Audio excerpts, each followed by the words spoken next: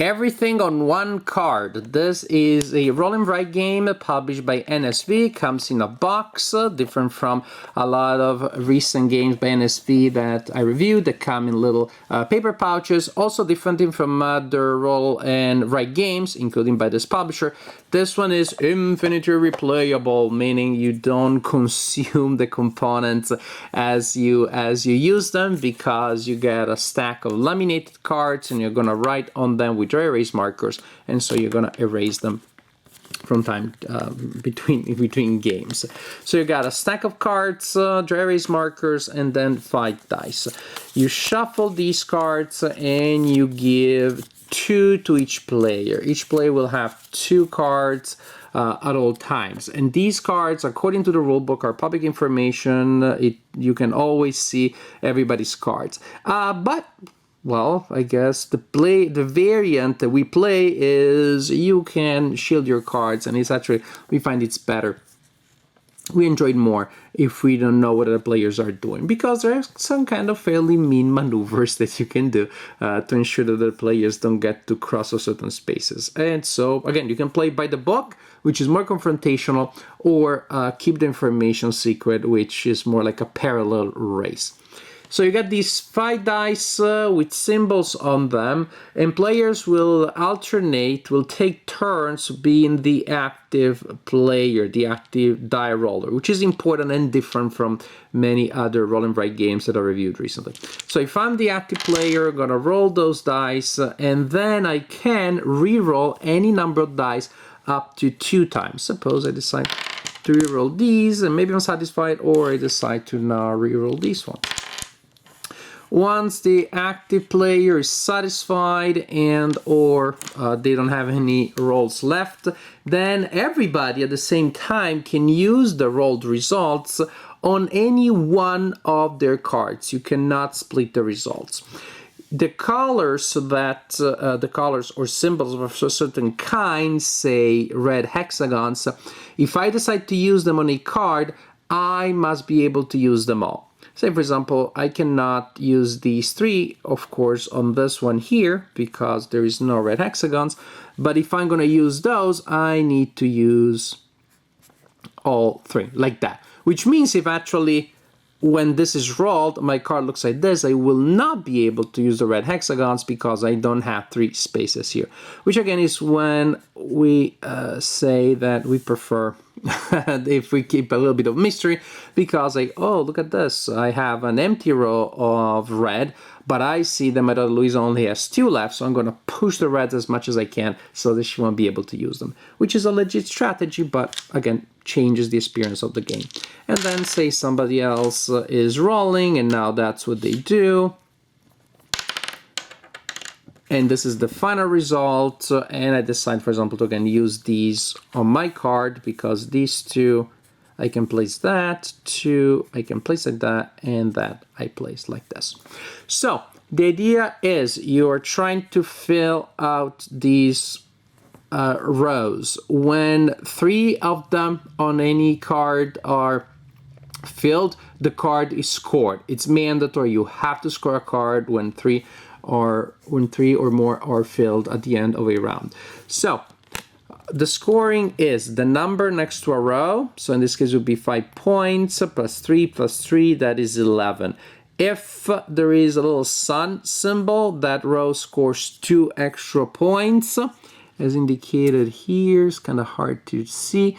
And when you score a card, if both rows with suns are completed, then it scores 5 extra points instead of 2.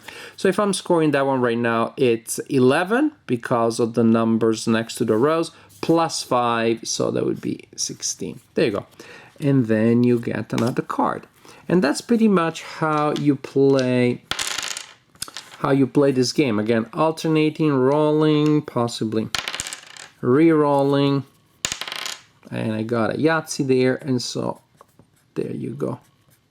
5 of those orange ones, which again, if my opponent or opponents don't have a row with 5 empty orange ones, they cannot use that at all. Which at the beginning made me suspicious. I was like, well, then I can just push for that every time. which may be an idea, but again, I may not get that opportunity. In this case, for example, I don't want to push a ton. I guess I could push them from this one, but suppose that this is my situation, then I don't want to push purple too much, because if I get more than 3 purples, I can't use them. That also means if I reroll everything, I may get too much of a good thing, because you say my situation is like such right now, and I rerolled everything because I wanted an extra purple one. Now I have too many purples, so I'm gonna reroll this one, hoping I get something else. And so this, for example, would be an interesting situation. I probably want to use those results here because I get the 3 purple there, and I can still fit those there. So it's an interesting plot twist here, because there aren't, like in other die rolling games, things that are intrinsically bad. Like I don't want to reroll because I want to get too many symbols of like the curse or the Cthulhu symbol or the Big Bad Wolf.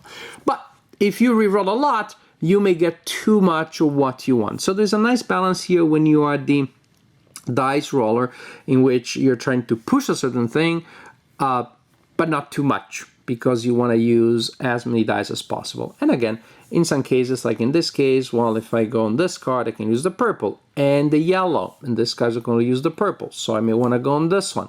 But maybe it's later in the game, so I want to actually try to end the game quickly, because I think I am ahead. So there are a couple of interesting decisions here which have to do with when you're the die roller person, what you roll and don't reroll. But then everybody has sets of interesting decisions at the end when it's about choosing which card to use.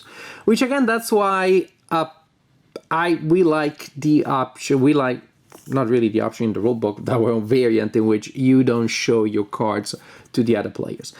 We like that because you're more likely to have decisions out of turn that you can make, decisions you can make about which card to use. If you're playing that all the information is public, then part of the strategy is to deprive other people of options, is to deprive other people of agency, to try to push them to results that will not allow them to cross off anything. And again, the game that way, it's still a legit game, a lot more confrontational. So what we have here is definitely a light filler that plays in about 15 minutes, 20 maybe. Tops, may play even in less time. I only played it strictly with 2 players because my daughter Louisa, who is 8, she's really into roll and write games, and she fell in love with this game immediately, even before I did. Again, at the beginning I thought it felt a little too light, too linear, and maybe takes too long for a game this simple. But in truth, the game really grew on me, and now I definitely enjoy playing it as a light filler.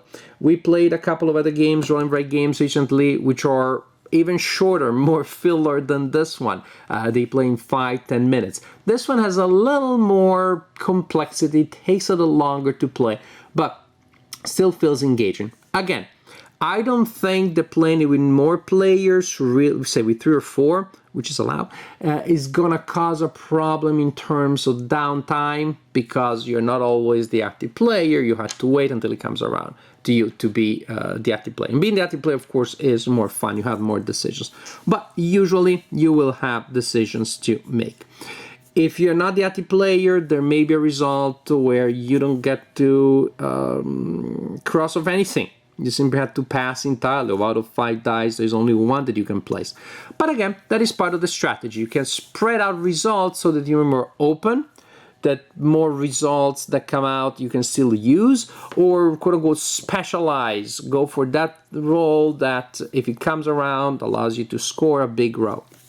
So for a game that's simple, you have some interesting decisions there when it comes to being the die roller, or simply when you're not the active player, you're still deciding not just what you add, well, technically that's all you decide, of course, where you add your results, but by doing so, you also have decisions about how flexible you want your future strategy to be, or how committed you are. And again, it can be, I'm gonna fill out a quick roll right now, score the card, but then I'm not getting the sun bonuses. Or I want to go for those, but it takes me a little longer, and maybe my opponent actually manages to shorten the game, manipulate the length. So there are a couple of interesting tweaks there that for a filler makes the game worth playing. So it's definitely a filler, definitely a very light game, but within that category, it is an entertaining roll and write game.